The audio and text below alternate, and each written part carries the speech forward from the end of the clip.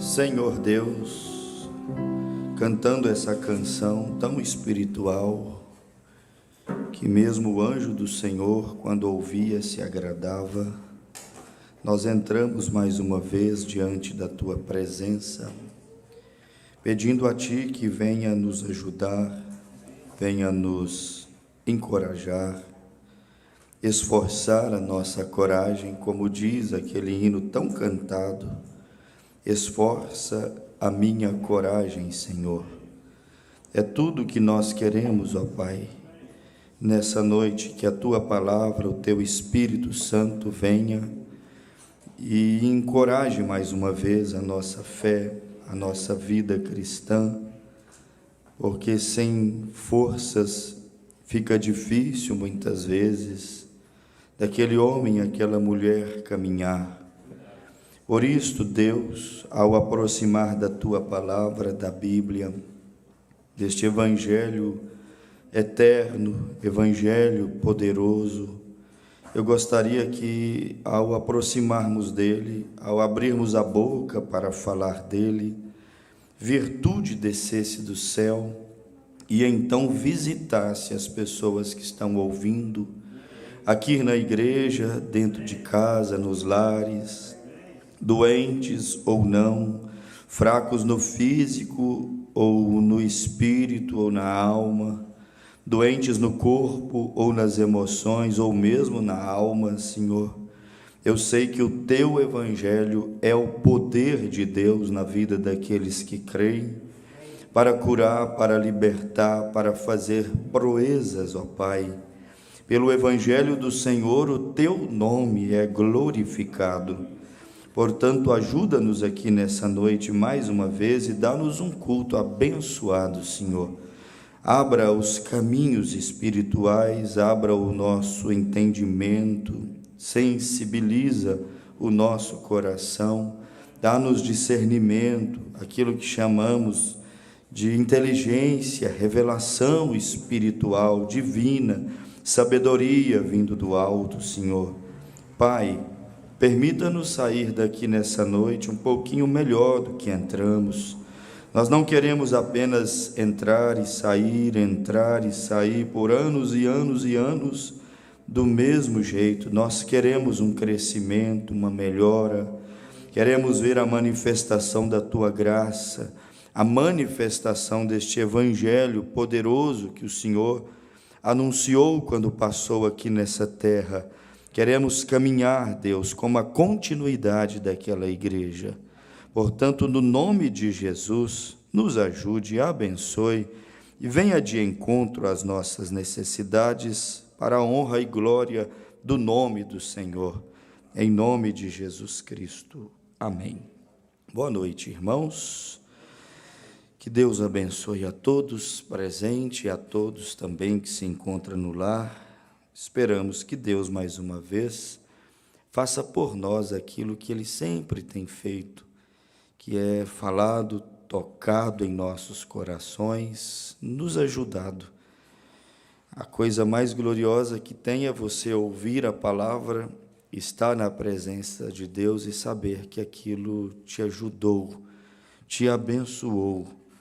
Então esse é o propósito nosso, de anunciar o Evangelho, levar essa ajuda, levar essas bênçãos, levar o poder de Deus aos corações famintos, sedentos e necessitados. Vamos a Romanos, capítulo 1.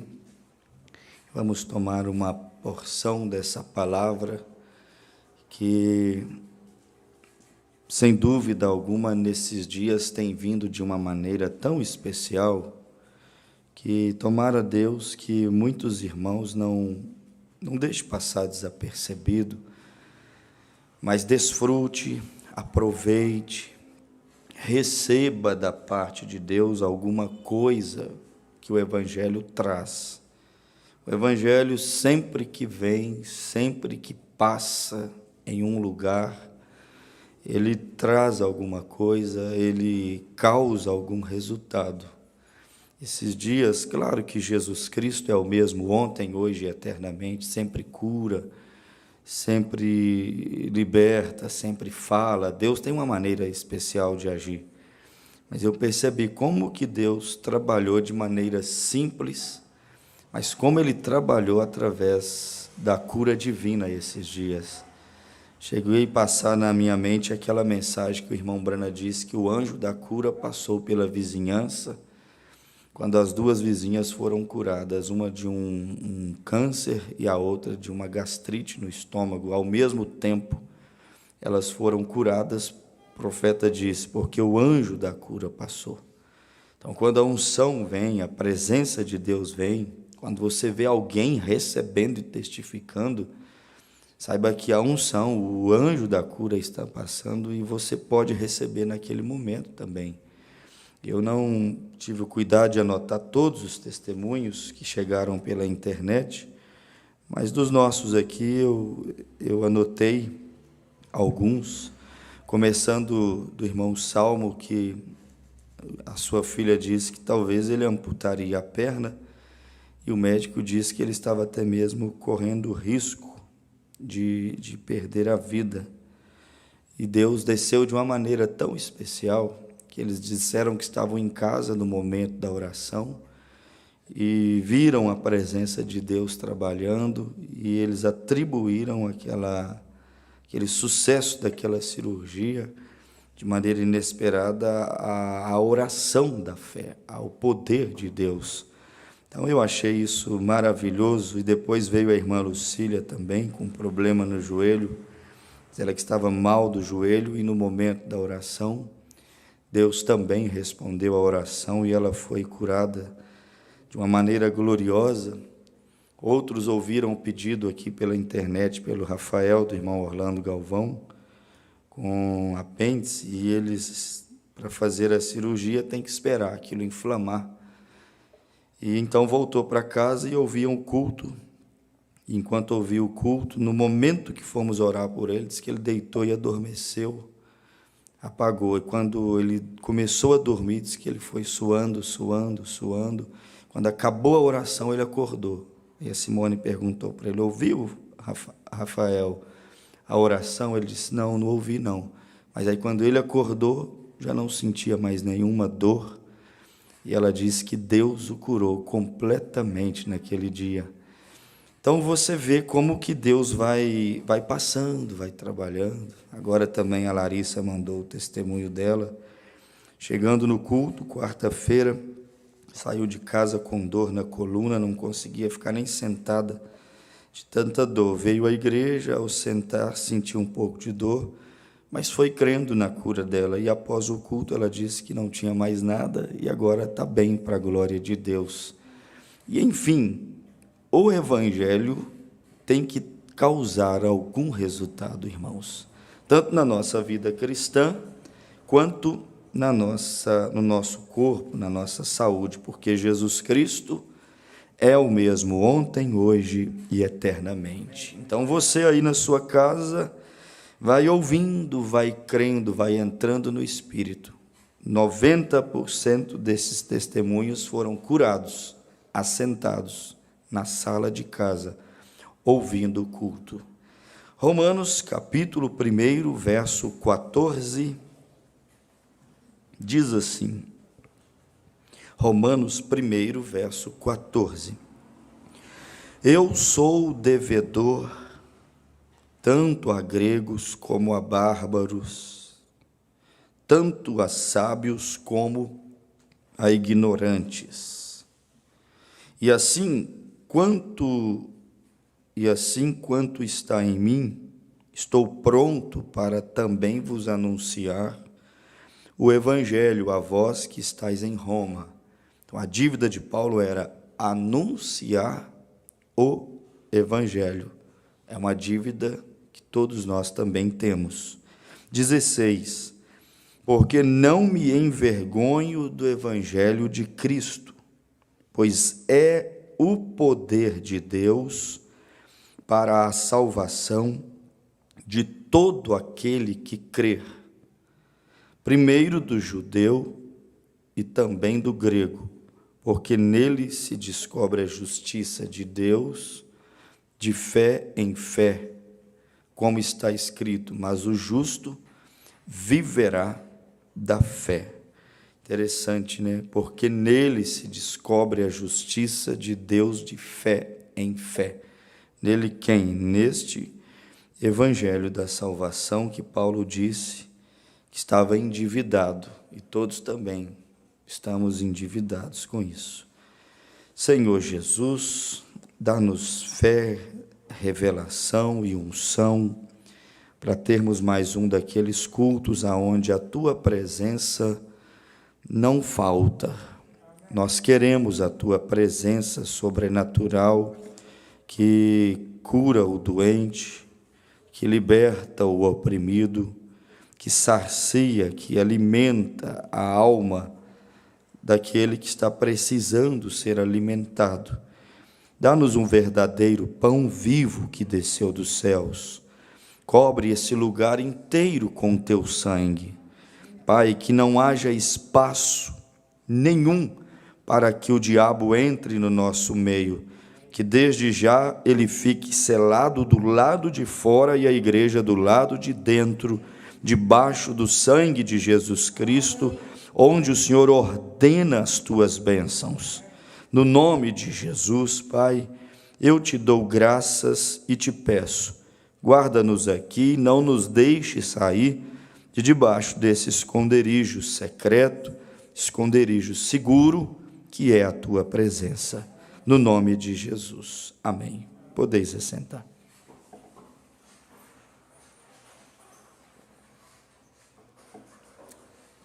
Interessante, às vezes, a maioria dos assuntos que falamos em um culto vem quando estamos lendo a Bíblia, lendo a mensagem, meditando. Mas hoje pela manhã, quando eu levantei e fui buscar pão, lembrei de alguém que mandou uma mensagem e disse assim: Deus abençoe a sua saúde por tudo que você tem feito pelo Evangelho.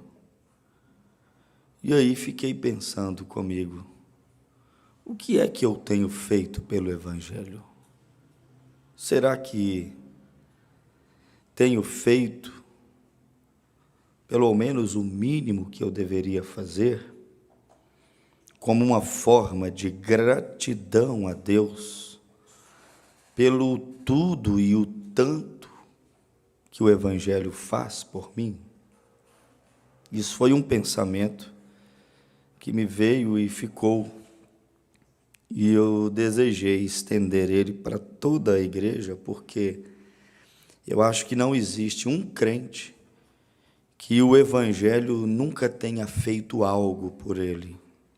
Se você for examinar com sinceridade, profundamente no coração, você vai descobrir que, por que não dizer 100% do que você é, do que você tem, do que você se transformou, quando o assunto é crescimento, melhorias, não foi ninguém que fez por você, foi só o Evangelho. O Evangelho é que fez por nós. E aí, quando você pensa no que o Evangelho fez por você até o dia de hoje, e ainda fará, e pensa no que você tem feito pelo Evangelho, aí eu lembrei da mensagem que o irmão Brana pregou assim: é a sua vida digna do Evangelho? Esse Evangelho que tanto faz por você diariamente. Esse Evangelho que por um ano, alguns 10 anos, outros 30 anos, outros já 40, 50 anos, o que você faz para a sua vida ser um pouquinho mais digna desse Evangelho que tanto faz pela sua vida, pelo seu lar, pelos seus filhos, pela sua esposa, pelo pelo seu esposo. Isso nós ficamos pensando dentro de nós, pensando ou procurando pelo menos pensar de uma maneira mais profunda sobre o que significa este evangelho para mim. Olha que frase, essa frase por si mesma já fala muito, esse tema de mensagem do profeta. É a sua vida digna do evangelho? Quando ele pergunta isso por si mesmo já significa que existe muitas vidas que são indignas do evangelho. Muitas vidas que não agem com a gratidão que deveria agir pelo que Deus faz por elas através do evangelho, ou seja, vidas que nem sequer pensam, não param às vezes para pensar quão sofrido foi o caminho percorrido pelo evangelho ou por aqueles que a nós trouxeram esse evangelho que tudo tem feito por nós. Abra em 2ª carta de Timóteo, nós vamos aqui devagarzinho, lendo algumas coisas, até porque eu gostaria que fosse um culto de conscientização, vamos dizer assim, conscientização dentro disso. O que o evangelho fez por mim e o que eu tenho feito pelo evangelho. É a minha vida digna do evangelho? Tenho eu valorizado esse evangelho que foi sofrido o caminho que ele percorreu, foi cheio de dores o caminho que ele trilhou para chegar até nós?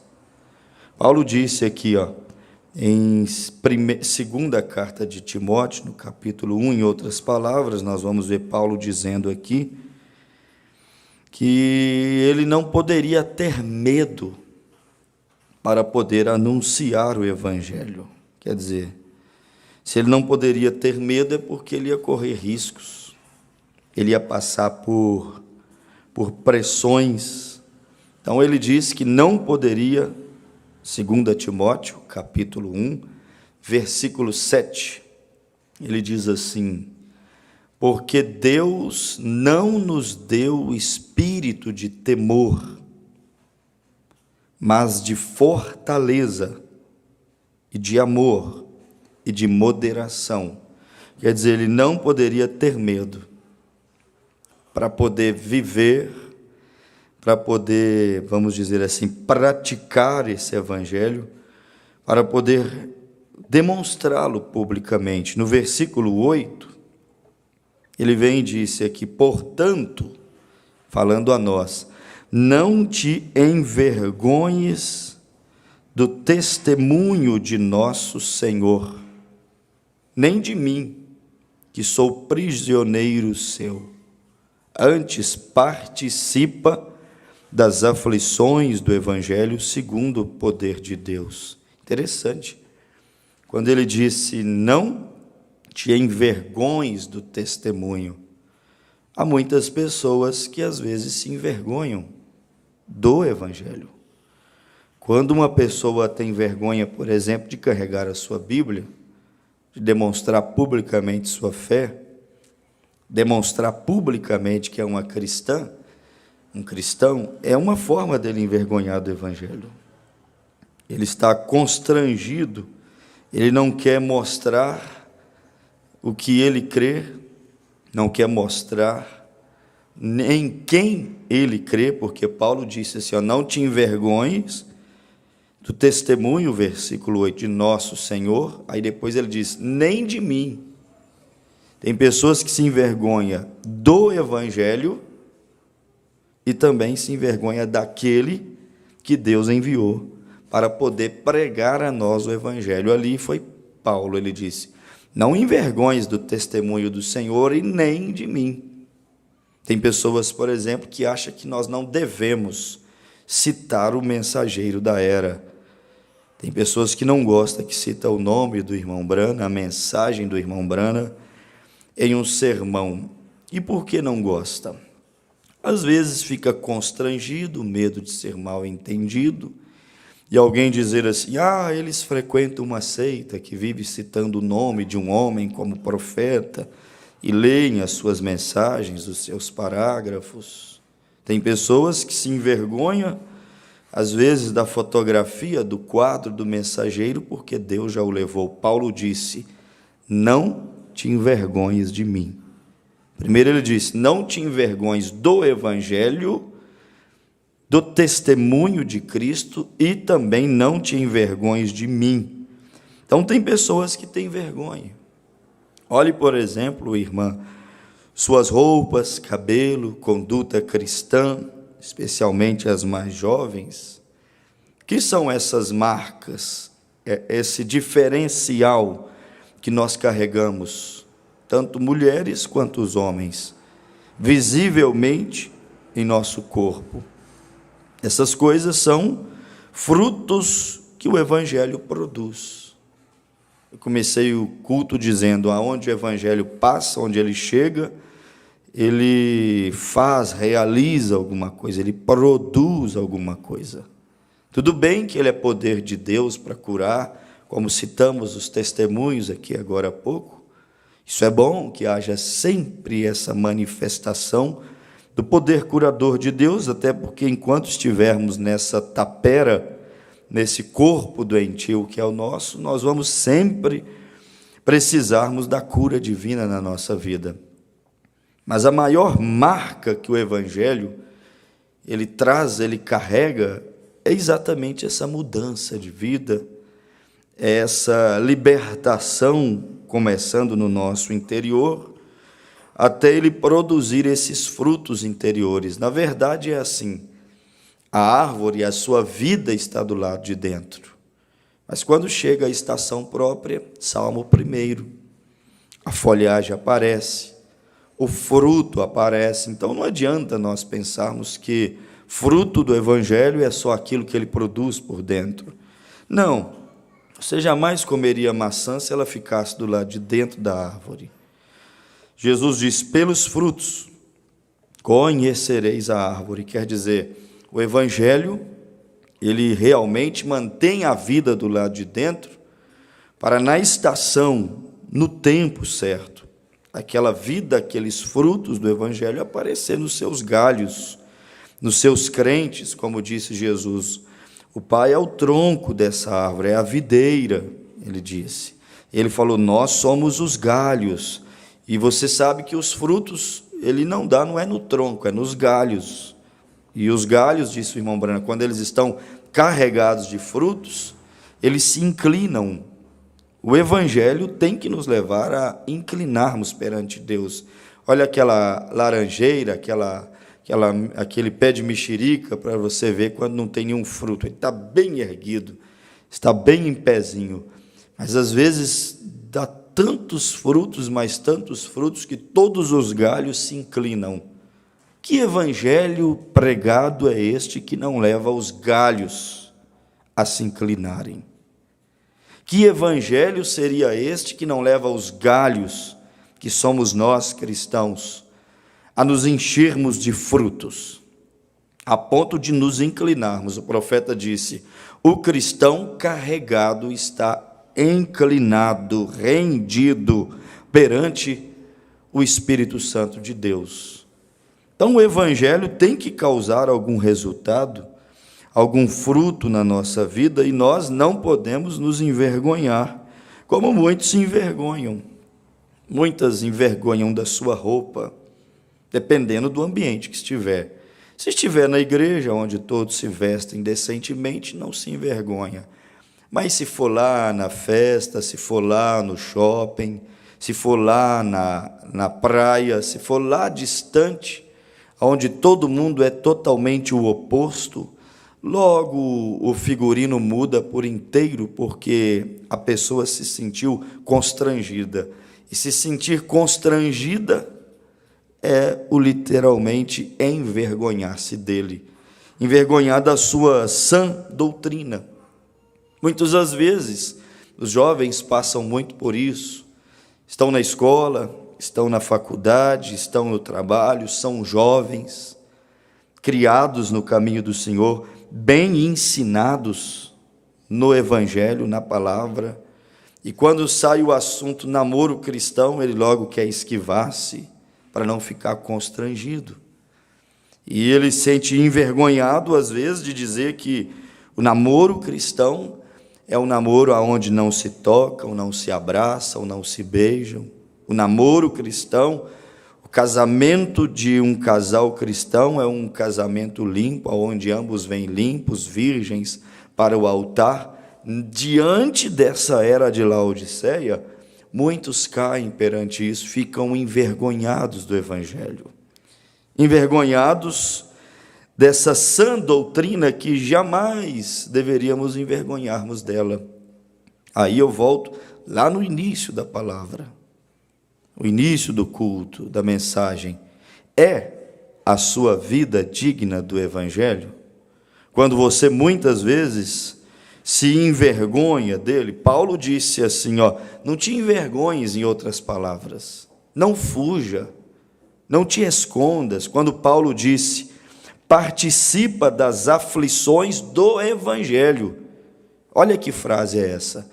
Participa das aflições do Evangelho. Quer dizer que o Evangelho trilha um caminho cheio de aflições. Por isso que a Bíblia diz, muitas são as aflições dos justos, mas o Senhor Deus o livrará de todas. Quer dizer, o justo que vive o Evangelho, que está empenhado, esforçado em pegar a sua vida e baseá-la, fundamentá-la, construí-la de acordo com o Evangelho, ele vai padecer aflições. E Paulo diz, participa das aflições do Evangelho, segundo o poder de Deus. Ó Timóteo, ele falando a Timóteo, e ele falando aos Timóteos hoje, não fique atrás, vamos dizer assim, de um outro evangelho aí, mais social, de um outro evangelho mais fácil, evangelho como às vezes nós citamos, um caminho alternativo mais florido, mais largo, um outro evangelho que não é Mateus capítulo 7, versículo 13 e 14, porta estreita, caminho apertado, onde poucos entram por ele, mas há um outro evangelho, Paulo disse, onde a porta é larga, há um outro evangelho que Jesus disse, onde o caminho é espaçoso e há muitos que o encontram, passam por ele. Então, o verdadeiro evangelho traz esta aflição, e Paulo diz, participa comigo das aflições deste evangelho. Que evangelho, apóstolo São Paulo, o Senhor está dizendo? Aquele de Efésios, capítulo 2, 19 e 20, Paulo dizendo, porque não sois estrangeiros e nem forasteiros, mas concidadãos da família de Deus. Ele diz, edificados, porém, no fundamento dos apóstolos e dos profetas. Existe, irmãos, um evangelho autêntico, genuíno, que dá resultado na vida daquele que ouve e que de fato crer nele, que é este evangelho que Paulo mesmo escreveu aos Efésios, que nós deveríamos estarmos fundamentados e baseados neste evangelho, que veio através dos apóstolos e dos profetas. Nós não vamos encontrar o verdadeiro evangelho transformador, arrebatador. O verdadeiro evangelho, como eu tenho um livreto com o título O Evangelho Sobrenatural. Esse foi escrito pelo próprio irmão Brana e era distribuído nas suas campanhas. Nós não vamos ter esse evangelho sobrenatural se nós não atentarmos para o evangelho dos apóstolos, o evangelho dos profetas, o evangelho que em verdade sua marca era sangue, era sofrimento, era dores. E será que nós entendemos quantas dores alguém sofreu para quê? Para que essa mensagem, para que este evangelho genuíno chegasse até nós? Será que nós estamos entendendo literalmente, irmãos, quanto sangue já foi derramado? Será que estamos entendendo quantos até mesmo morreram, foram martirizados, para que este evangelho, que dá uma tristeza em ver quão diminuído, desvalorizado, desprezado ele tem sido hoje. Como disse Isaías, capítulo 53. A verdade é que o irmão Brando diz que Jesus é o próprio evangelho. E aí você tem Isaías capítulo 53, sem parecer, sem formosura, o verdadeiro evangelho. Isaías 53, não vimos nele formosura alguma para que o desejássemos. O verdadeiro evangelho não é tão desejado como o alternativo. O evangelho, caminho estreito, porta estreita, o evangelho que nasceu ali no dia em que apareceu João. Vamos agora a São Marcos capítulo 1, como começou o evangelho. Quer ver? Abra aí, São Marcos capítulo 1, já que lembramos desse texto, muito interessante também, São Marcos capítulo 1, o princípio, poderíamos dizer assim, o princípio do evangelho. Olha para você ver como que ele começou. Não começou ali com Jesus, não começou ali nos dias dos grandes milagres, não. Olha aqui, São Marcos, capítulo 1, versículo 1. Marcos, capítulo 1, vou esperar até você que está em casa desejar ler conosco.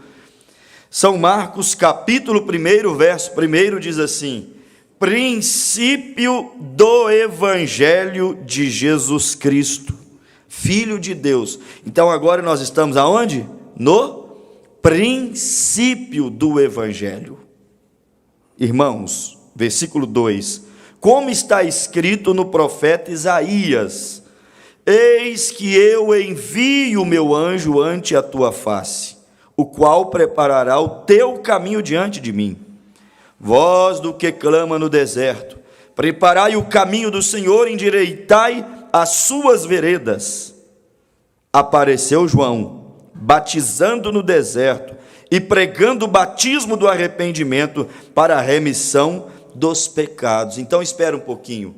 O princípio do evangelho começou com a chegada de um profeta, que também foi chamado de Elias nos seus dias. O princípio do evangelho começou com um mensageiro antes que Jesus pudesse entrar em cena. E esse mensageiro, esta voz que apareceu clamando, ela apareceu pregando o que? Batismo de arrependimento e perdão dos pecados. Então, o evangelho começou com uma mensagem de arrependimento. Irmãos, é tudo que o mundo não quer ouvir. Quer ser indesejável? Pregue uma mensagem dura, chamando as pessoas a posicionar, a arrepender, a acertar as suas vidas. Pregue arrependimento, que você andará na contramão que o mundo religioso está querendo. A palavra arrependimento não soa bem para o século 21, para as igrejas da era que nós estamos vivendo, para, como disse o irmão Brana, os crentes que são plantazinhas pulverizadas, que não suportam o calor escaldante, o sol escaldante do deserto, as provas da vida. Como quando Herodes chegou com a mulher do irmão dele, que ele havia tomado, e João Batista disse: não te é lícito possuir esta mulher, ela é mulher do teu irmão, arrependa-te, você está em adultério. Irmão, quando João Batista disse isso, a mensagem de João, o princípio do evangelho, causou o quê? Causou indignação, causou revolta, causou a antipatia de Herodes, que foi para conhecer a João. E se ele não tivesse pregado o evangelho, talvez João até teria alcançado prestígio, fama, popularidade com Herodes. Quem saiba, Herodes tinha feito uma suíte presidencial para ele, lá dentro do palácio, para que ele não precisasse de viver pelo deserto afora. Mas o princípio do evangelho começou assim, eis que o machado está posto à raiz das árvores. Isto é o princípio do evangelho. Versículo de número 5, olha para você ver, de Marcos capítulo 1. E toda a província da Judéia e todos os habitantes de Jerusalém iam ter com ele, e todos eram batizados por ele no Rio Jordão, confessando os seus pecados. Então espera aí, o evangelho autêntico, quando começou, veio com uma mensagem de arrependimento, confissão e remissão, perdão de pecados. Isso não vai poder faltar no evangelho genuíno, autêntico da Bíblia Sagrada. Verso 6, e João andava vestido de pelos de camelo, e com um cinto de couro em redor de seus lombos, e comia gafanhotos e mel silvestre, e pregava dizendo, após mim vem aquele que é mais forte do que eu. Quer dizer, o meu evangelho não vai decair, enfraquecer, ele vai subir, fortalecer. Após mim vem algo que é mais forte, mais poderoso, mais contundente, mais transformador. Então o evangelho, na vida dos verdadeiros filhos de Deus, não pode entrar em uma decadência. Ele tem que entrar em uma ascensão. Ele tem aqui, como diz a Bíblia, a vereda do justo, ele tem que brilhar mais e mais. Por isso que na vida do verdadeiro eleito, irmão, enquanto mais o mundo for escurecendo, mais o verdadeiro eleito vai brilhando. Por quê? Porque na vida dele jaz o verdadeiro evangelho. E o verdadeiro evangelho é isso aqui que João disse, versículo 7, olha, e pregava o quê? Teologias?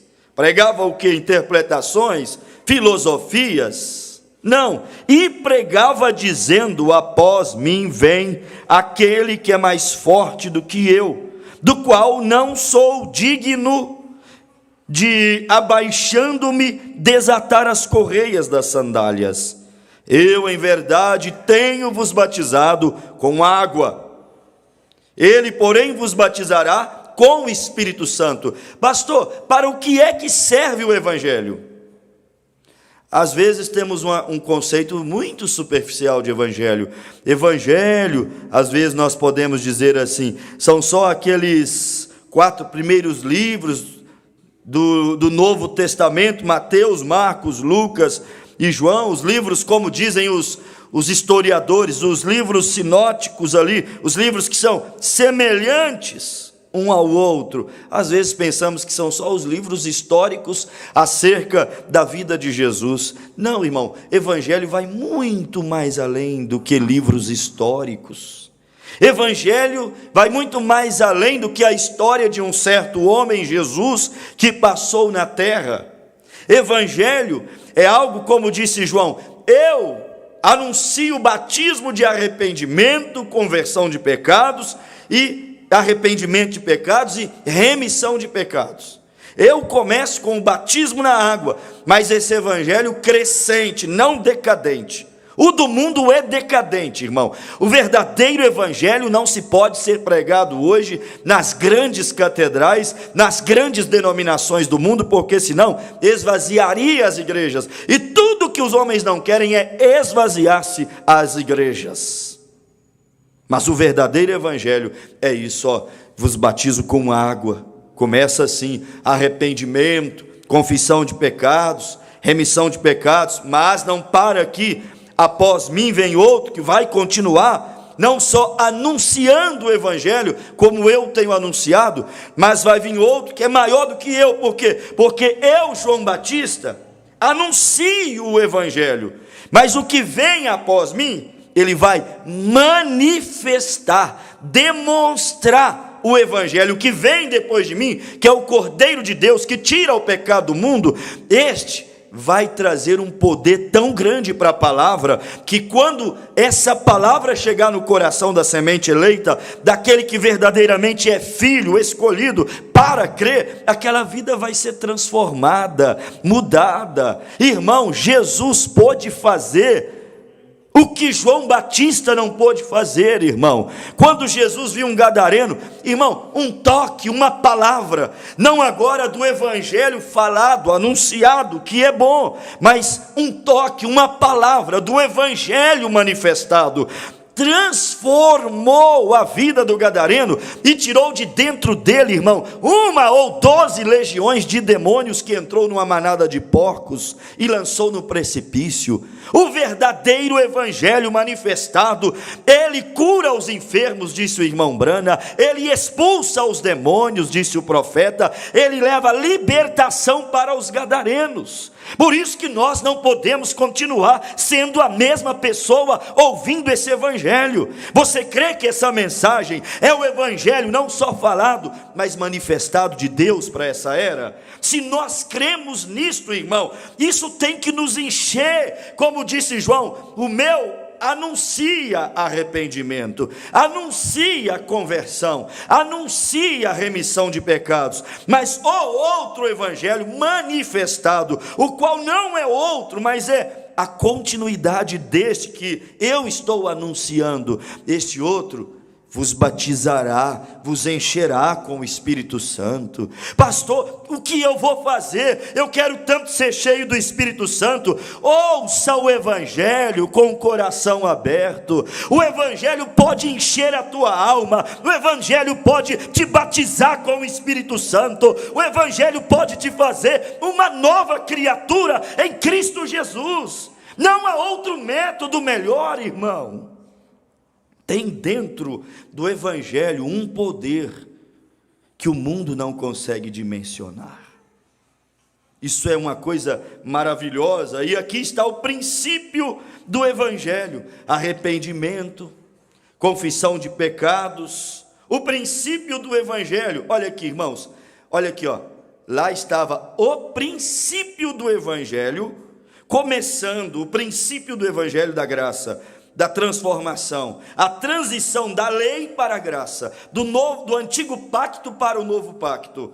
Lá estava o início. Começou, sabe com o quê? Um profeta na terra para introduzir algo maior. Agora, nós não estamos vivendo mais o princípio do evangelho. Nós estamos vivendo na terra dos gentios hoje o fim do evangelho na terra. Só que tal como começou, como principiou o início, como principiou o evangelho com um profeta e uma mensagem de arrependimento, de confissão, perdão dos pecados e enchimento do Espírito Santo, como começou, assim também vai terminar.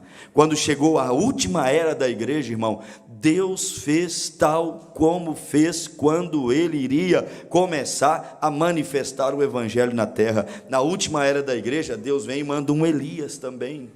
Deus vem e manda um profeta também. Um profeta abriu o início do evangelho na terra, e um profeta está fechando. Não resta mais muito tempo para que aquele que tem que consertar, conserte. Deveria fazer isso quanto antes, porque como começa, termina. Começou com um profeta para introduzir o Messias, e está terminando novamente com um profeta para introduzir o Messias nessa terra. Mas muitas vezes nós estamos dispersos, muitas vezes nós não acordamos, não deixamos descer no nosso coração o valor que é esta mensagem que nós temos recebido. Deixe isso descer no seu coração, entenda Entenda o caminho doloroso, o caminho de sangue. Entenda, irmão, quão difícil, quantas pessoas perderam direitos que lhes eram legais, perderam privilégios, perderam até mesmo família. Para quê? Para que este evangelho, que começou com João assim, João tinha direito de ter uma esposa e não teve, porque ele estava começando o evangelho. João tinha direito, perdeu mulher, perdeu filhos, perdeu pais, perdeu o direito de estudar, nem à escola ele foi, disse o irmão Branham. Pelo menos não há nenhum registro que ele tenha ido a alguma escola. E olha que ele tinha descendência sacerdotal, seu pai fazia serviços religiosos ali no santuário, fazia sacrifícios no altar Zacarias, e ele perdeu todos esses direitos. Sabe por quê? Porque o evangelho estava começando. Ele teve que viver uma vida no meio do deserto, uma vida de separação, uma vida de sofrimentos, uma vida, irmão, que durou pouco. João Batista, aos seus 30 anos de idade, quer dizer, super jovem, apenas um jovem pregador, irmão, mas que para ele a sua vida já estava muito longa, pela intensidade com a qual ele encarou a missão. Para ele viveu até demais 30 anos, porque foram 29 anos e 6 meses de vivência e experiências com Deus no deserto, para ser usado apenas 6 meses, mas seria os últimos 6 meses da sua vida, os mais importantes dos outros 29 anos e 6 meses, seria o tempo quando ele se envolveria com o evangelho, a ponto de perder a sua cabeça. E às vezes nós não compreendemos quantos direitos, quantos privilégios muitos perderam para o evangelho chegar aqui a nós, e nós estarmos sentados em cadeiras confortáveis e ouvindo dentro da nossa casa, na sala, talvez pelo celular, talvez em uma tela de 32 ou de 50 polegadas, talvez com um fone no ouvido, talvez deitado numa cama, confortavelmente estamos ouvindo o evangelho. Mas às vezes não lembramos, paramos para pensar que nem sempre foi assim, e que houve um preço absurdo para ele chegar até nós. Deveríamos, irmãos, valorizarmos mais esse evangelho, esse caminho de sangue, esse caminho de dor, que se nós realmente valorizássemos mais o evangelho e o que ele fez por nós. Respira aí, o que o evangelho fez por você? Isso aqui, irmão, já dá uma reflexão nos nossos corações fora do comum. Se nós não refletirmos o que o evangelho fez por nós, nós nunca iremos sermos dignos. Se você não entender que o evangelho fez mais por você do que você por ele, se você não parar para pensar o que o evangelho fez por mim, o que o poder de Deus fez por mim, o que a mensagem da cruz fez por mim, se você não parar para poder pensar nisto, eu, você, nós, irmãos, nossa vida nunca será digna desse evangelho, nunca. Às vezes pode haver pessoas que vêm à igreja uma vez por semana, depende do lugar, a cidade, a distância, outros 2, outros 3 vezes por semana ouvindo o evangelho, e aí a pessoa vai e pensa assim: eu fiz demais pelo evangelho, fui 2 vezes à igreja. Outro pode pensar assim como aquele fariseu lá no templo: eu dou os meus dízimos, eu oro, eu jejuo, eu vivo uma vida fielmente, a minha moral, o exterior do copo, do prato, está perfeitamente, eu sou um homem religioso, sou um homem caridoso, eu ajudo os pobres, eu patrocino alguma campanha, algum programa de rádio, eu invisto na obra missionária. Às vezes a pessoa pega isto, dá sua oferta, seus dízimos na igreja e pensa: eu faço demais pelo evangelho. Irmão, tudo que você puder pensar que está fazendo demais para a igreja, demais para Deus, demais para o evangelho, saiba que esse é um pensamento pobre. Não tem como Eu, um pobre mortal, um verme salvo, pela graça de Deus, fazer demais por esse evangelho que é tudo. Essa mensagem é tudo para nós, irmão.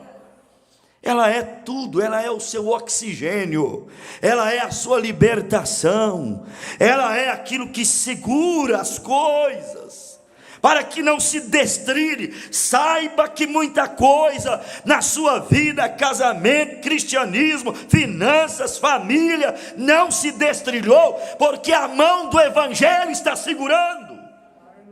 Ai de mim, se não fosse o evangelho, tudo que ele é, representa e faz por mim, ai de mim se não fosse ele. Senhor, o que eu poderia fazer, como disse o salmista, que te darei eu, por todos os benefícios que me tem feito? Que eu posso fazer por esse evangelho que tudo fez por mim, Senhor? Fala para Deus, me ajuda a viver mais Ele, me ajuda a respeitar mais Ele, me ajuda a manifestar mais Ele. Eu preciso de fazer alguma coisa. Mas eu já tenho feito muito pelo Evangelho. Espera aí, pense um pouquinho sobre o quanto o Evangelho da graça. Abre aí Atos capítulo de número 20. Atos capítulo de número 20. Paulo chamou de evangelho da graça. Eu quero que vocês abram a Bíblia, leia, porque quando nós estamos lendo, vai ficando ali mentalizado, vai descendo para o seu espírito, para a sua alma.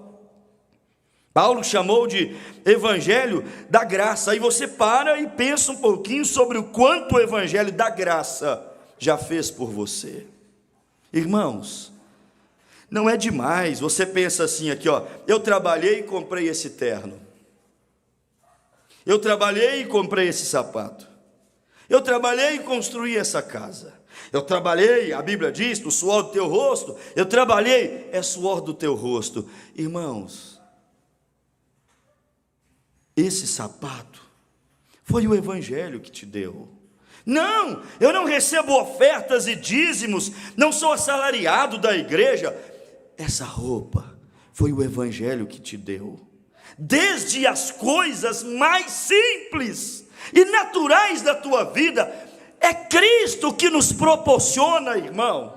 Aonde você olhar na tua casa, na tua vida, no teu corpo, e ver algo de bom, que produz gratidão na tua alma, ei, saiba que não foi teu mérito, tua habilidade, teu suor apenas, foi o evangelho, foi o poder de Deus, foi a graça que te deu.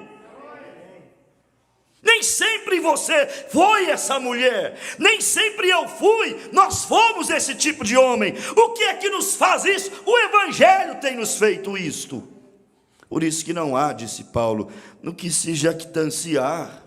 Olha aí, Atos capítulo 20, versículo de número 24, olha, a Bíblia vem e fala sobre esse evangelho da graça, como Paulo disse aqui, mas em nada tenho a minha vida por preciosa. Então espera aí, em nada tenho a minha vida por preciosa. Tem gente que a vida dele vale mais do que a obra, a vida dele vale mais do que o evangelho, a vida dele vale mais do que o arrebatamento, a vida dele vale mais, o prazer dele vale mais, tudo por ele e para ele tem que vir em primeiro lugar. Se não vir em primeiro lugar, ele e ela não aceitam. Paulo disse, não, a minha vida eu não tenho por preciosa. O evangelho tem que vir na frente, Deus tem que vir em primeiro lugar, fazem para mim primeiro. Mas em nada tenho minha vida por preciosa, contando que cumpra com alegria a minha carreira e o ministério que recebi do Senhor Jesus, para dar testemunho do evangelho da graça.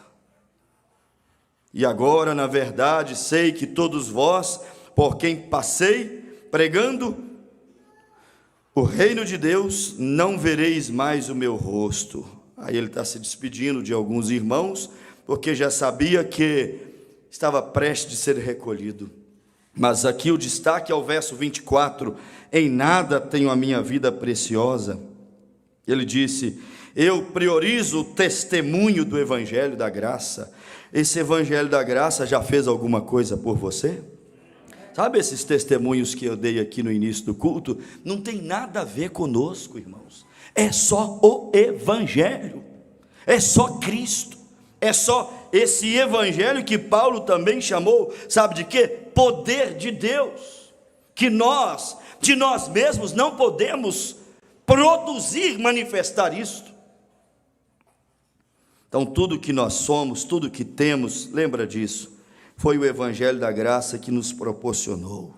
Sabe, a casa que você mora, a cama que você dorme, o carro que você usa, a comida que você come, a família que você tem, sabe, a alegria que você tem, sabe, a força que muitas vezes te toma, te possui, e aí você vai e descobre que de ti mesmo não terias aquela força. Isso tudo é o Evangelho, irmão. O Evangelho está sustentando a igreja nessa terra. Nós não daríamos conta não, irmão Reginaldo, mas é o verdadeiro Evangelho que está sustentando a igreja, que está segurando esses jovens, que está segurando essa noiva, que todos os dias a coisa piora, mas todos os dias ela mantém o seu foco.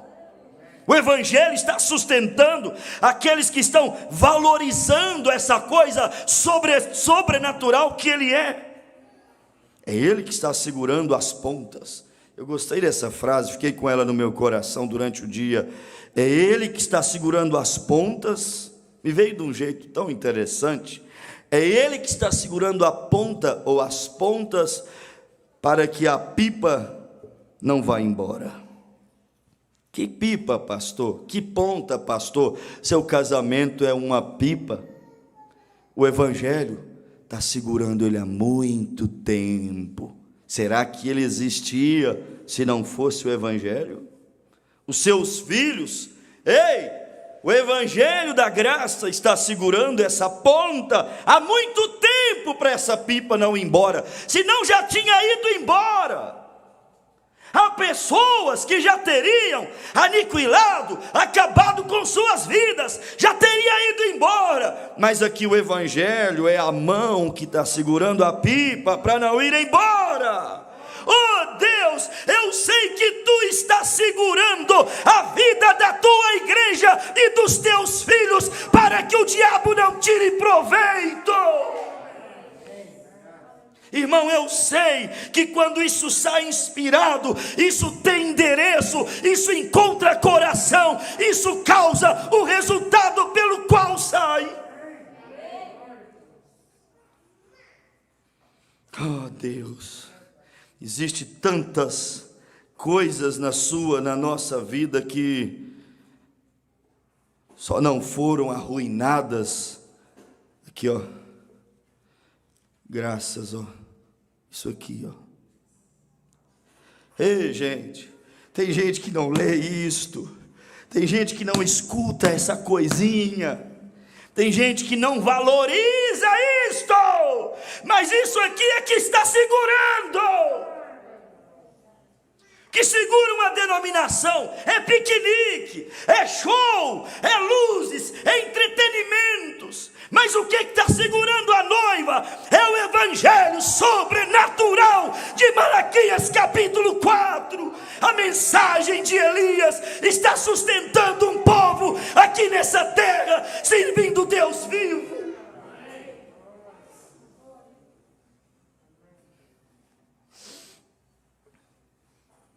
O Evangelho do reino de Deus, irmãos, ele às vezes sai tão simples, mas é tão poderoso, tão ungido. E aí Paulo disse: quando olho para esse Evangelho da graça, que segura, aponta para a pipa não ir embora, quando olho para o Evangelho da graça, que acalma a tempestade para o barco não afundar, quando olho para o Evangelho da graça, que perdoa a pecadora para não ser apedrejada, quando olho para o Evangelho da graça, o que ele fez comigo? que antes fui um perseguidor da igreja. Então eu digo: Senhor, eu não vou poupar a minha vida, vou gastar ela, vou dedicar ela, não vou ter ela por preciosa, mas vou te entregar ela, porque a tua graça me basta, Senhor. Quando Paulo pensou em lamentar, em murmurar: Senhor, eu já curei os enfermos pela oração da fé, e eu aqui com esse espinho na carne, Deus veio e disse: Paulo, minha graça te basta. E aí você vai em Atos 20, 24, Paulo disse que o evangelho é o evangelho da graça. Quando Deus disse minha graça te basta, Deus falou assim: ó, o meu evangelho na tua vida é o suficiente, é tudo que você precisa, as demais coisas elas serão acrescentadas, e se não for, não tem problema, você já tem a herança maior, já recebeu aquilo que é principal, que é o evangelho da graça. Louve a Deus, igreja, você tem o evangelho da graça na tua alma. Qual é o meu maior bem? É a mensagem da cruz, é a mensagem do entardecer. Qual é o meu maior bem? É esse evangelho que não é apenas palavras persuasivas, mas é poder de Deus. Palavra apenas não te mantém na mensagem, palavras apenas não te faz crer no teu arrebatamento. É o evangelho na demonstração do poder de Deus que sustenta a tua fé, igreja. Meu Pai do céu, se alguém curado, se alguém doente agora, na conexão, já que o anjo da cura está passando, Deus pode te curar aí, ó, na sala da casa, na cama da tua casa, Deus pode. Eu li aqui, Deus fez por alguém, Deus pode fazer por você. Não é porque eu estou falando, é porque eu estou pregando o evangelho da graça na demonstração de poder também. Ai, Jesus, foi o que Paulo disse: sou prisioneiro deste evangelho. Eu também. Prisioneiro é aquele que tem limites, entendeu? Eu tenho limites, sei até onde posso ir. O evangelho é a minha cela. O evangelho é o que demarca o território até onde eu posso ir. Sou prisioneiro de Cristo, disse Paulo. Por isso que ele falou assim, ó, quando ele disse: não tenho a minha vida por preciosa. Irmão, olha aqui o que Paulo disse: não estou medindo esforços, quando o assunto é testemunhar do evangelho eterno, do evangelho da salvação. Espera aí, Paulo disse: a minha vida não é preciosa para mim ficar medindo esforço. E a sua? Tem gente que mede esforço para vir na igreja, pensa em centavos de gasolina para vir na igreja, pensa que a igreja está lhe sendo pesado, e não é, gente. Somos o que somos, temos o que temos, é pelo evangelho, é ele que te sustenta, não é você que o sustenta. Eu estou mantendo a obra, sustentando o evangelho. Não, o evangelho sustenta a minha fé, sustenta a minha força, sustenta a minha casa, sustenta a minha saúde. Ei, não mede esforço por esse evangelho, que é o teu tudo, ou deveria ser, que deveria ser o seu, o meu, nosso absoluto. Não meço esforço quando o assunto, Paulo disse, é testemunhar desse evangelho da salvação, o evangelho da graça. Não importa se me custe a minha saúde, foi o que Paulo disse. Não me importa se me custe a minha vida, é o que Paulo disse. Mas nós medimos copinhos e talherezinhos e coisinhas, e ao invés de ouvirmos a Deus, faze para mim primeiro, nós invertemos os valores. Não, Senhor, para mim primeiro. Se tu fizeres para mim, eu farei para ti. Não, é o contrário. Faze para Deus, Serepta, e Deus fará por ti. Faze para Deus, Tabita, e Deus fará para ti. Faze para Deus, Naamã, e Deus fará para ti. Demonstre fé. Deus nos põe em problema para demonstrar nossa fé no seu evangelho. Faze para Deus.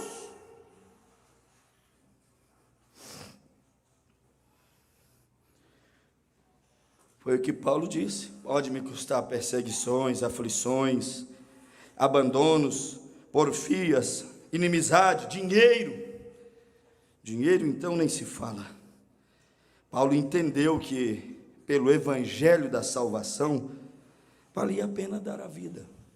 É a sua vida digna do evangelho? Você é digna da comida que come? Você é digno da roupa que veste? Você é digno do lar que vive? Você é digno de tudo que Deus tem feito em forma de bondade por você? Isso é coisa natural. Agora pense no espiritual. Senhor, como disse o irmão Brana na mensagem, um Éden satânico, se alguém se sente em falta nessa noite, não vá embora sem antes orar e pedir perdão para Deus. Deus, minha vida não é digna do evangelho. Eu descobri que o evangelho é tudo e fez tudo por mim, e eu nada tenho feito por ele. Nada faço por ele, faço por mim. Paulo entendeu que esse evangelho da salvação valia a pena até dar a vida por ele. Por isso que ele disse assim, para mim, o viver é o evangelho, é Cristo. Ele disse, o morrer, ele disse, também não é perca alguma, ele disse. Viver é Cristo, morrer é lucro. Por que ele disse que morrer é lucro? Valia a pena morrer pelo evangelho, porque ele sabia que o evangelho é o selo da ressurreição. Ele sabia que o evangelho é tão poderoso. Abre aí capítulo de número 15, irmão. Vamos confirmando essas palavras pela Bíblia. 1 aos Coríntios, capítulo de número 15, você vai ver que Paulo entendeu que só ressuscitaria aqueles que tivessem o evangelho encarnado dentro dele.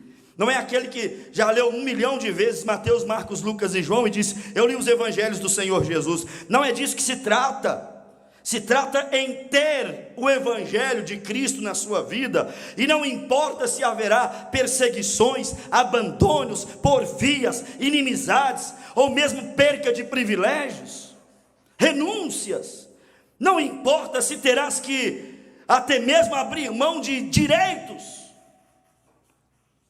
Paulo entendeu, irmãos, olha aqui, 1 aos Coríntios, capítulo 15, verso 1, olha, também vos notifico, irmãos, o evangelho que já vos tenho anunciado, o qual também recebestes, e no qual também permaneceis, pelo qual também sois salvos, se o retiverdes, tal como vou-lo tenho anunciado. Então espera aí um pouquinho, é muita revelação, é muita coisa, para a gente apenas ir lendo e lendo e lendo. Olha a responsabilidade.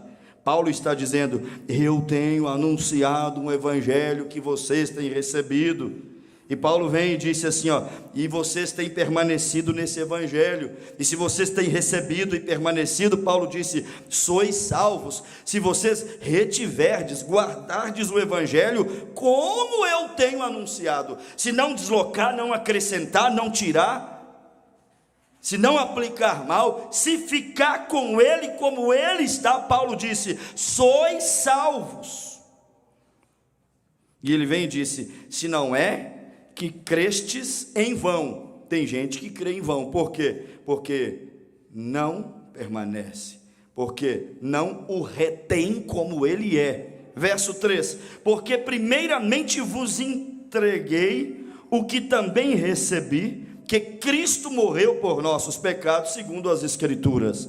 Lembrando que Paulo chamou essa carta de Evangelho, e dentro do Evangelho existe a ressurreição. E que foi sepultado e que ressuscitou ao terceiro dia, segundo as Escrituras, e que foi visto por Cefas e depois pelos 12, depois foi visto por uma vez por mais de 500 irmãos, dos quais vive ainda maior parte, mas alguns já dormem também. Depois foi visto por Tiago depois por todos os apóstolos, e por derradeiro de todos me apareceu também a mim como um abortivo, porque eu sou o menor dos apóstolos, que não sou digno de ser chamado apóstolo, pois que persegui a igreja de Deus, mas pela graça de Deus sou o que sou, e a sua graça para comigo não foi vã, antes trabalhei muito mais do que todos eles, todavia não eu, mas a graça de Deus que está comigo. Paulo entendeu, nós não vamos ler todo o capítulo, é muito longo, mas Paulo entendeu que valia a pena até perder a vida por Cristo. Por quê? Porque dentro desse evangelho que ele estava anunciando, havia uma garantia de ressurreição. Ele falou assim: ó, Cristo, o evangelho morreu, mas ressuscitou. E ele disse: quando ele ressuscitou, foi visto por uns 500 irmãos, foi visto pelos 12, todos os apóstolos, e depois, por último, foi visto por mim, um abortivo de Cristo. Então Paulo sabia que dentro do evangelho genuíno, verdadeiro, autêntico, tinha o quê? Tinha o selo, tinha a garantia da ressurreição. Olha a preciosidade que Deus tem dado a nós nessa mensagem. A garantia, o selo da ressurreição. Por isso que Paulo disse: aqueles que dormem em Cristo, ou seja, aqueles que dormem no verdadeiro, autêntico evangelho, Deus os tornará a trazer com ele na sua vinda. Então o evangelho não é só os 4 livros de Mateus. Evangelho, irmão, aqui ó, vai desde quando João começou a anunciar o evangelho, anunciar a Cristo, o sacrifício, o Cordeiro de Deus. Evangelho vai desde quando Cristo morreu, até quando Cristo voltará para arrebatar a sua igreja. Evangelho não são apenas pontos teológicos, escatológicos, ensinamentos, coisas históricas. Evangelho também é o poder de Deus para a libertação, a transformação, a mudança de vida. Portanto, se você não está sentindo ou presenciando mudança de vida em você mesmo, você tem que saber que pode ser que você não está crendo no evangelho, porque aquele que crê de fato no evangelho, como ele é, irmão, é impossível ele ficar infrutífero. Ele tem que dar, ele dará os seus frutos, ele produzirá salvação. Paulo entendeu que o evangelho eterno trazia o quê? Trazia o Espírito Santo. Você está ouvindo o evangelho que é incumbido de trazer o batismo do Espírito Santo. Se nós não recebermos o Espírito Santo ouvindo o evangelho, irmão, de qual outro modo nós o receberemos? Efésios 1, versículo 13, a Bíblia diz: em quem também vós estáis, depois que ouvistes a palavra da verdade, o evangelho da vossa salvação, e tendo nele crido, fostes selados com o Espírito Santo. Quer dizer, o evangelho da salvação. Você ouve o evangelho da salvação, crer no evangelho da salvação, e então é o que? Selado com o Espírito Santo no evangelho da salvação. Que é o evangelho, pastor? O evangelho é o selo do Espírito Santo, o evangelho é a palavra da salvação, o evangelho verdadeiro é a garantia da ressurreição, o evangelho é a graça de Deus manifestada nas nossas vidas dioturnamente, desde as bênçãos naturais até a salvação da alma. O evangelho é o que tem feito tudo por nós, e nós muitas vezes não temos feito nada por ele. Nós ouvimos aqui quarta-feira sobre salvação e testemunho, ou salvação e testificação, ser salvo e sair a testificar. Quando você conhece o evangelho, você tem que ser um embaixador dele, você tem que ser uma testemunha dele, você tem que ser um porta-voz dele, você tem que ser, nós temos que ser um cartaz dele. Quem olha em nós tem que vê-lo de alguma maneira na nossa vida, porque senão nós não estamos vivendo no evangelho como nós deveríamos vivermos. O evangelho é aquilo que te dá força, sustentação no dia da batalha, é o que te equipa. Efésios capítulo 6, a Bíblia Sagrada disse que nós deveríamos nos fortalecermos no Senhor e na força do seu poder, e revestirmos de toda a armadura de Deus. O evangelho é o capacete, é a couraça, é o escudo, é a espada, é os pés, versículo 15, calçados na preparação do evangelho da paz. O evangelho é aquilo que te dá paz em plena guerra, certeza quando está rodeado de desconfianças, quando os seus olhos naturais não podem ver. Por isso que a Bíblia diz que a fé é exatamente isto. Ela é a prova das coisas que não se veem. O evangelho te dá isso, te dar essa fé. Você e eu sem o evangelho, irmão, nós estamos completamente destruídos, derrotados. Paulo diz que o evangelho, sabe o que ele é? 1 Tessalonicenses, vamos fechar com isso. Abra aí, 1 Tessalonicenses, capítulo de número 5. Louvado seja Deus. Você pode dizer louvado seja Deus? Graças a Deus pelo evangelho. Você pode dizer isso? Graças a Deus pelo evangelho. O evangelho que aqui é loucura para o mundo. Loucura, disse Paulo, para os gregos que buscam conhecimento. O evangelho é loucura para o mundo, mas Paulo escreveu aos Coríntios que ele é poder de Deus para aqueles que se salvam.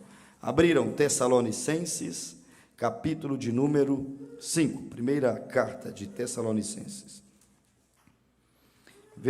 Capítulo de número 1, verso 5. Tessalonicenses, capítulo 1. Deixe-me ver se é isso. 1 Tessalonicenses, capítulo 1, justamente. Olha para você ver.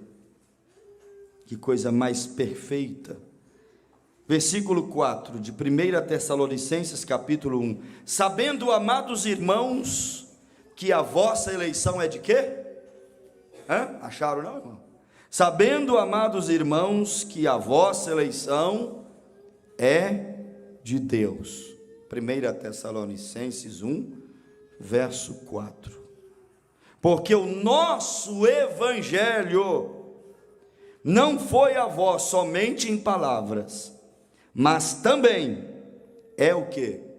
Poder, e no Espírito Santo, e em muita certeza, como bem sabeis que fomos entre vós por amor de vós. Paulo diz aqui que o evangelho não é só palavra, mas também é poder no Espírito Santo, e ele é muita certeza. O evangelho produz essa certeza. Certeza de que você é salvo. Amém? Certeza de que você será arrebatado. Quando você vai se alimentando do evangelho, você vai passando por cima de ti mesmo, de tuas fraquezas, das tentações que te envolvem. Você vai rompendo, porque o evangelho, ele é o quê? Ele é certeza. Ele é poder, isso vai te envolvendo. Onde nós lemos no início do culto, Paulo disse que ele é salvação para aqueles que creem. Você crê no evangelho em sua plenitude? Evangelho completo, evangelho em sua plenitude. O mundo não crê no evangelho completo, crê no evangelho fatiado, completo não. Mas aqui diz que o evangelho é salvação para aqueles que nele crê. Você crê nesse evangelho em sua plenitude? Então a Bíblia diz que o evangelho é salvação para você. Sua salvação, minha salvação, não é uma igreja, não é um homem, não é uma doutrina criada por homem. Minha salvação é o doce, eterno evangelho de Jesus Cristo. Ele é a tua salvação. Diga aí, o evangelho é a minha salvação. Oh Pai, é Ele que me livra da tribulação, é Ele que me livra do fogo do inferno, é Ele que me livra das obras da carne, é o evangelho a minha salvação. Sua salvação não é o governo, sua salvação não é o dinheiro, sua salvação não é você mesmo, sua salvação é o evangelho. Portanto, viva o evangelho, ame o evangelho, pregue o evangelho, valorize o evangelho, procure viver uma vida digna do evangelho, porque ele é a nossa salvação. Só que tem uma coisa: ele é condenação também. Apocalipse, capítulo de número 14. Abra, leia e deixa aí bem memorizado, aí, gravado, ó. Apocalipse, capítulo de número 14. O Evangelho, ele faz isso. Versículo de número 6, Apocalipse 14, diz assim: e vi outro anjo voar pelo meio do céu. Encontrou? Apocalipse 14, 6. E vi outro anjo voar pelo meio do céu. Olha o que a Bíblia diz.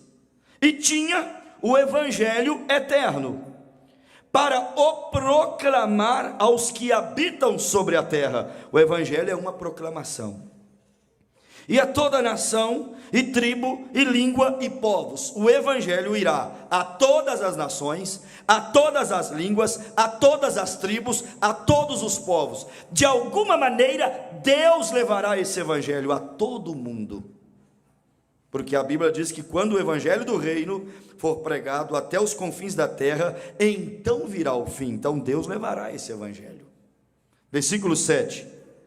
Olha o que o anjo disse. Dizendo com grande voz, o evangelho proclamado por um anjo, veio dizendo com grande voz. Então, destaque isso: temei a Deus.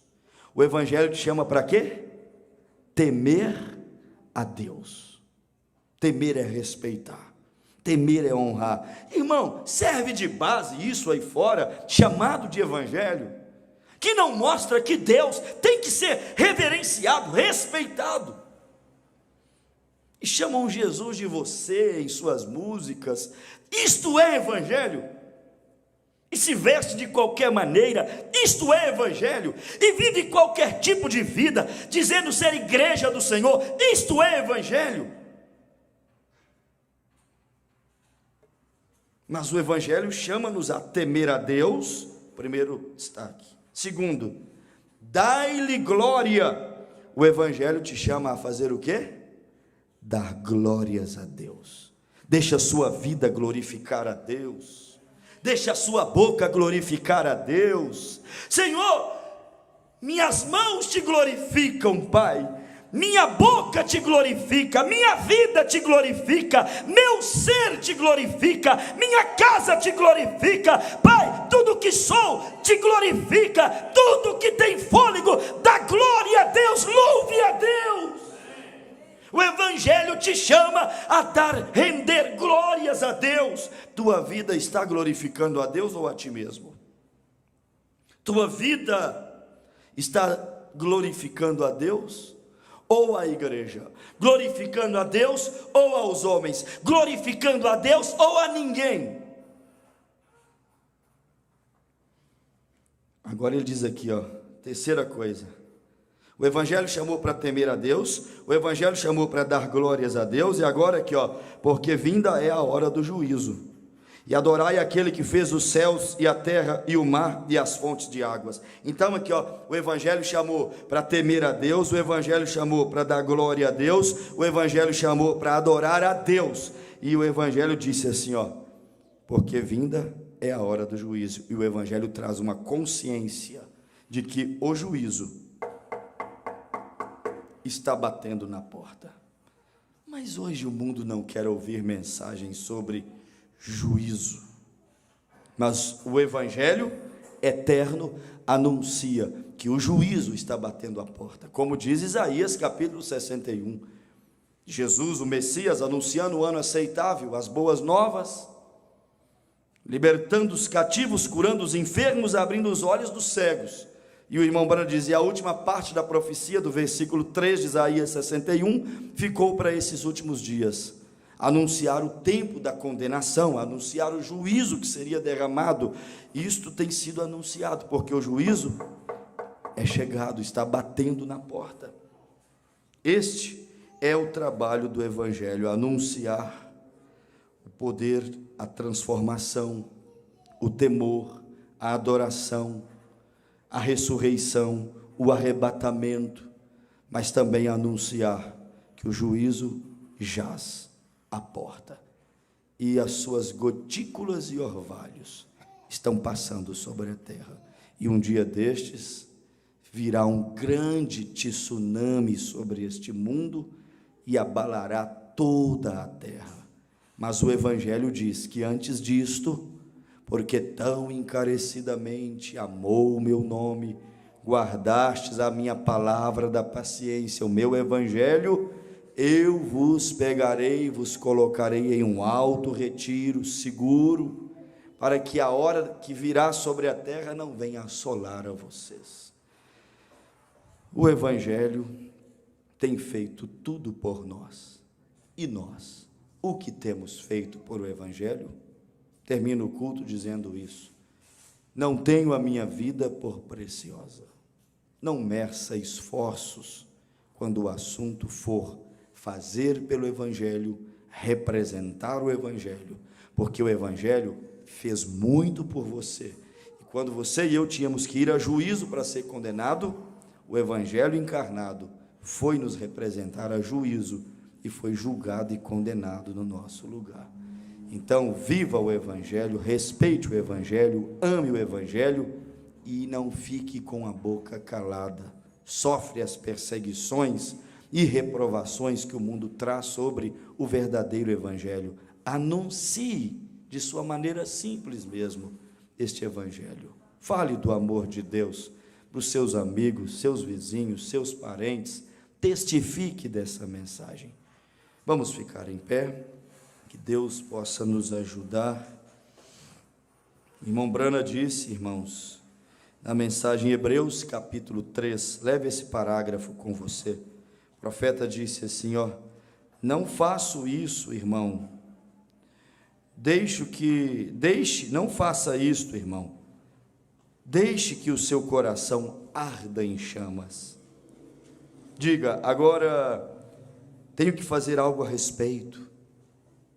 Tenho que sair e ver se posso fazer com que alguém se salve.